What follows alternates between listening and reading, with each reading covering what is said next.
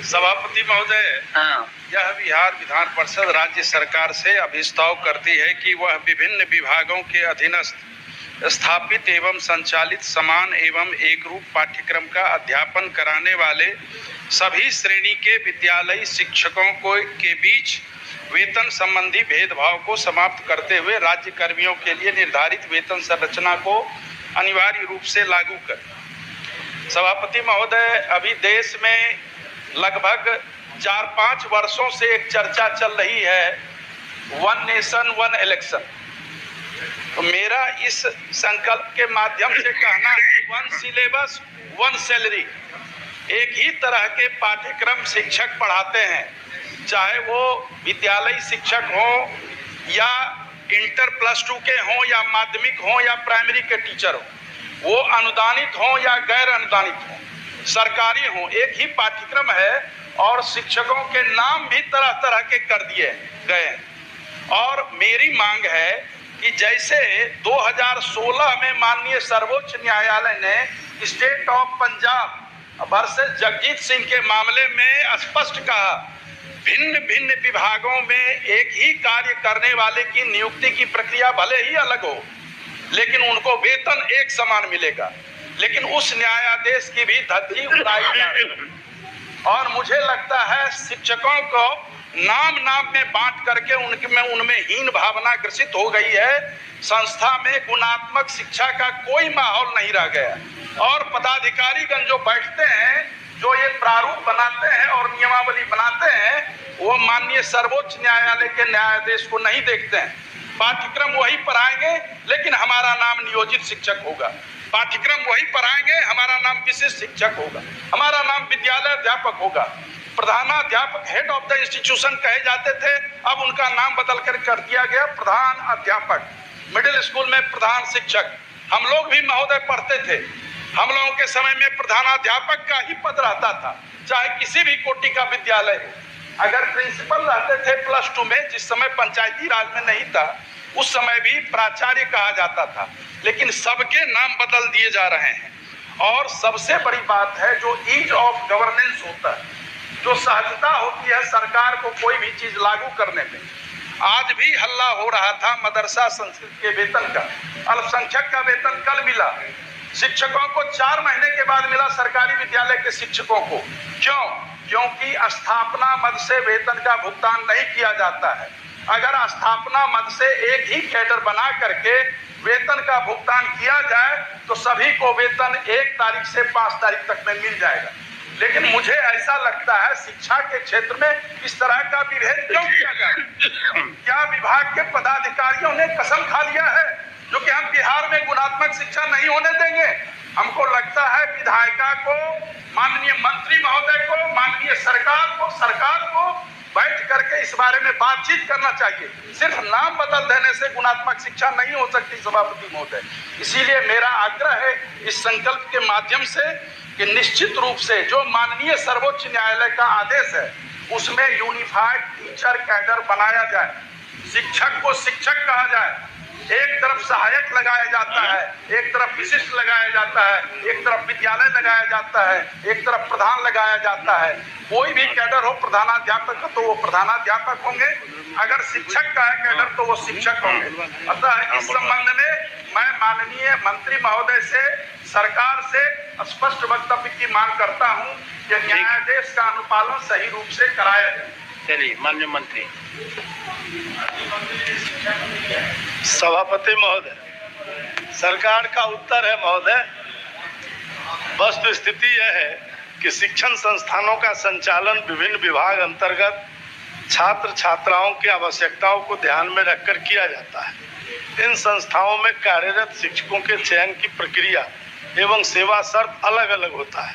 वर्णित स्थिति में विभिन्न विभागों के अधीन स्थापित एवं संचालित समान एवं एक रूप पाठ्यक्रम का अध्यापन कराने वाले सभी श्रेणी के विद्यालयी शिक्षकों के बीच वेतन संबंधी भेदभाव को समाप्त करते हुए राज्य कर्मियों के लिए निर्धारित वेतन संरचना अनिवार्य रूप से लागू करने का प्रस्ताव विचाराधीन नहीं है महोदय। तीन प्रकार के महोदय शिक्षक है: स्थानीय निकाय शिक्षक, नियोजित विशिष्ट शिक्षक और विद्यालय अध्यापक बीपीएससी से नियुक्त। तो अलग अलग कैटेगरी है महोदय, इसलिए ऐसा अभी कोई विचार सरकार के समक्ष विचाराधीन नहीं है। माननीय सदस्य संवेदनशील है शिक्षकों के प्रति, मैं ये जानता हूँ, इसलिए मैं उनसे अनुरोध करता हूँ ये सरकार बड़े ही संवेदनशील तरीके से विचार कर रही है। आप अपना प्रस्ताव वापस लें।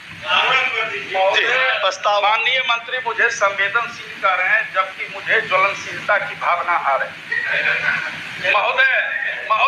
महोदय स्पष्ट रूप से मैं कहना चाहता हूँ, राज्य कर्मी के बारे में जो आपने चर्चा किया है, आज राज्य कर्मी के कर्मियों को जो 7वें वेतनमान का लाभ है वो भी आप हूबहू नहीं दे रहे, वो भी गलत बयानी हो गई। राज्य कर्मियों का वेतन नहीं दे रहे हैं, राज्य कर्मी नाम दे दिए हैं लेकिन वेतन नहीं दे रहे हैं। मैं सिर्फ इतना आग्रह करता हूं, गुणात्मक शिक्षा के लिए आगे बढ़ करके मंत्री महोदय आप ये निर्णय लें, सदन को बतावें, सभापति महोदय को अवगत करावें कि इस संबंध में शिक्षक प्रतिनिधियों, स्नातक प्रतिनिधियों और शिक्षा से वास्ते रखने वाले जो भी प्रतिनिधि हैं विधानमंडल के, सबके साथ बैठक करें, इस पर सोचें जो कि क्या हो रहा है। आखिर जब तक विधायिका का हस्तक्षेप नहीं होगा तो नियमावली बना दी जाती रही हुई। आज एक माननीय सदस्य कह रहे थे प्रोन्नति के बारे में, वो अपना दुखड़ा बयान कर रहे, बोलने की शैली अलग अलग भले ही हो, लेकिन 2006 में जो नियुक्त हुए थे उनको आज तक प्रोन्नति नहीं दी गई है। माननीय मंत्री महोदय 20-20 साल के बाद प्रोन्नति नहीं दी जाएगी तो कैसे बोलेंगे?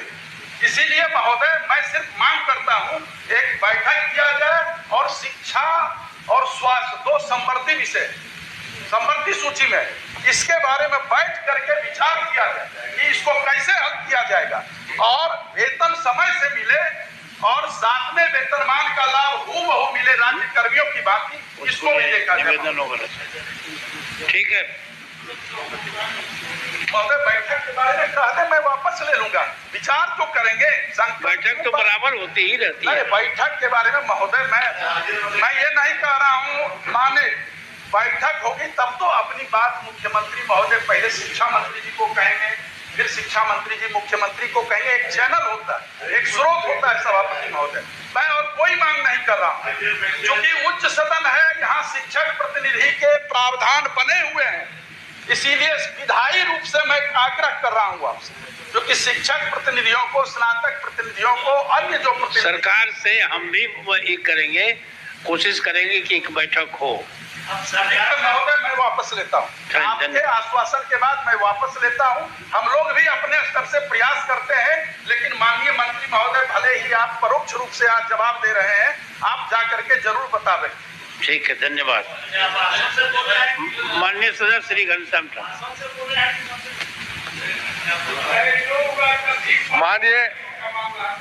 माननीय सभापति महोदय, ई विधान परिषद राज्य सरकार से प्रस्ताव करैत अछि जे मधुबनी जिला अंतर्गत बेनीपट्टी अनुमंडल मुख्यालय में केंद्रीय विद्यालय की स्थापना हेतु केंद्र सरकार से सिफारिश करे। सभापति महोदय, हम अपने के संज्ञान में दै छी जे मधुबनी जिला के 34% आबादी, 88 पंचायत, 22 वार्ड, मधुबनी जिला में 5 अनुमंडल में 34% आबादी बेनीपट्टी अनुमंडल में, और बेनीपट्टी अनुमंडल मधवापुर, बेनीपट्टी, बिस्ती बराबर बाढ़ प्रभावित क्षेत्र में है और 11 छोट पैघ नदी के विभीषिका के दंश झेले है। और आजादी के बाद अखन तक वही अनुमंडल में कोनो न्याय उच्च शिक्षा के केंद्र बन रही है। तय हम राज्य सरकार से आग्रह के लिए बेनीपट्टी में एक केंद्रीय अनुमंडल मुख्यालय में केंद्रीय विद्यालय का स्थापना के मांग हम सरकार से करे छी, जगह सिफारिश राज्य सरकार भारत सरकार से करे। ठीक, माननीय मंत्री।